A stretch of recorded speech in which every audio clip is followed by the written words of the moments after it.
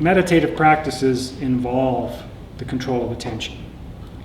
And it's something that you have to make an effort to control your attention. Because otherwise the mind is wandering. And the difference in different styles of meditation is really what you're focusing your attention on. And so in yoga we have what's called single point focus or concentrated meditation. In that particular application of meditation, you're focusing on one target, one point. That point can be moving, it can be the breath, it can be the repetition of a word or a mantra, it can be a candle, or it can be, any single point.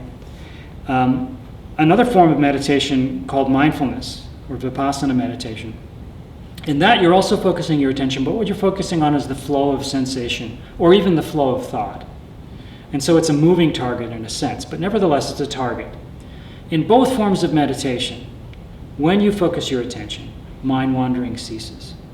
Now, there's other sort of forms of meditation that are a little different. So for example, if you do visualization, if you imagine you're on a beach and you imagine that there's waves and it's sunny out, you are focusing your attention and you're focusing on a story or a narrative. That is also getting you away from mind wandering, especially if that's then combined with people actually, purposefully relaxing their physical body or slowing their breath down. So these are all sort of very similar practices, and they are more similar than they are different. But the common denominator really is that you're learning how to focus your attention.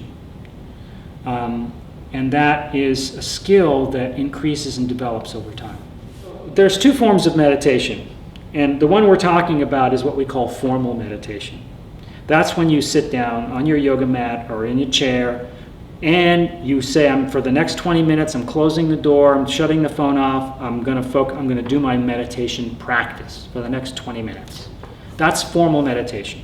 When you go to the yoga class, it's the same thing. For the next hour in this yoga class, I'm going to be meditating and focusing my attention and breathing and so on. That's formal yoga practice.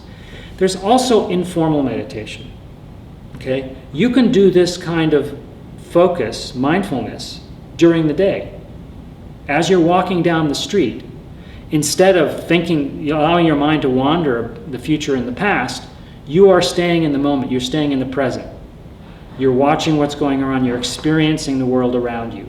You're focusing your attention on what's going on around you and within you. You're feeling your body move, you're feeling your feet on the pavement, you're feeling the sun on your skin, you're feeling the breeze as you move, you're hearing the sounds around you, and you are focused on those sensations as they are happening, and you are in the moment there. A lot of people are walking around, they're in the future, they're in the past, they're everywhere. Mindfulness can be cultivated in life, during life. And in fact, many yoga masters and meditation masters will say that's the highest form of meditation, because then you're meditating all the time.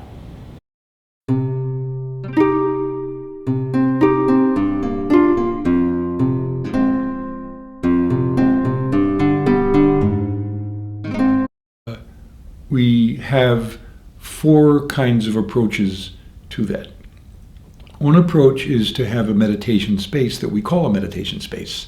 So that's either the Dharma room in our Zen centers or some other home sangha that you have, or perhaps if it's a yoga practice or something, you do something intentional in a particular space, in a particular way with your body in order to touch something important.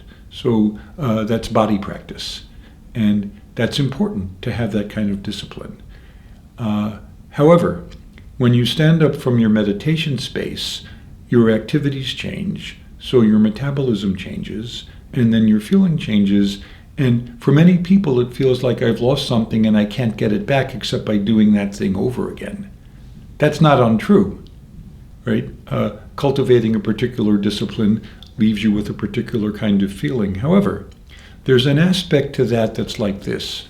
When you brush your teeth and then you spit the toothpaste into the sink, do you mourn the fact that it's going down the drain? Because you cleaned your teeth and then they're ready for the next thing. So similarly, if there's not some way to sustain the intention that you had when you sat down, then there's something that feels like it's fading and can only be regained by doing one particular thing. In order to sustain the effort that brought you to your discipline in the first place, it's good to discipline yourself outside of that space where you put your body in a specific place to do a specific thing. So that's mind practice. Mind practice simply means this. Take ordinary routine activities and make them practice. Approach them with the same intention that you approach your body meditation, right? So simple, ordinary things that don't require figuring things out happen all day long. For instance, brushing your teeth, washing your face, grooming, washing dishes, folding laundry, stacking plates, or just walking down the street. Often in the midst of those activities, our mind is wandering off elsewhere, but there's no particular reason not to train ourselves to use them to engage fully in the moment. And that creates a certain kind of energy, a certain kind of perspective, and a certain kind of propitious habit that points us more toward living from our fundamental nature, because now we're doing it on purpose over the course of the day. So that's mind practice. If you do body practice and mind practice, then you start to see that ordinary phenomenon already contain the Dharma. They all have their own shape. They have their own length. They have their own color, their own texture, their own sound, their own hardness or softness, their own luster, their own scent, etc., etc., etc. So even in the moment-to-moment change of phenomenon, each particular one is only itself and full as itself. So we say everyday mind is Zen mind. So everyday mind is Zen mind is simple. If you're hungry, eat. If you're tired, sleep. If you see hunger, see it. You may have some response to it. Yeah? When the light is red, stop. When the light is green, look both ways. If the intersection is free, cross. If it's not, wait. So simple kinds of things like that allows us to see the Dharma moment to moment to moment, and to encounter things on their own terms in their own way. When you do that, so that's life practice. If you do body practice, mind practice, life practice, then one other thing becomes clear.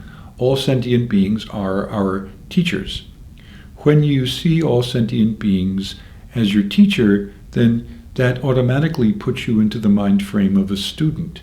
And when you're a student, you're engaged and focused and responsive and receptive and humble and grateful and kind and generous. Those kinds of qualities that we wish to cultivate are automatically there in the mind of a student, and every person watching this video has that.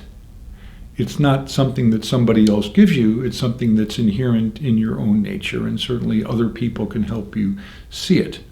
So if we look at other beings to see their mind light, then automatically they become our teachers, and automatically we enter into a relationship with each other that's harmonious and balanced and kind and wise. So I would like to encourage you who are watching to find some way to do that.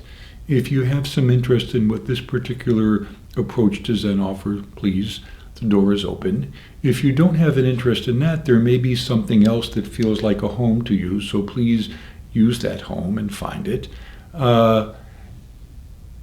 More important than the particular home you find is to have that anchor and to find a way to bring that intention to life. Thank you.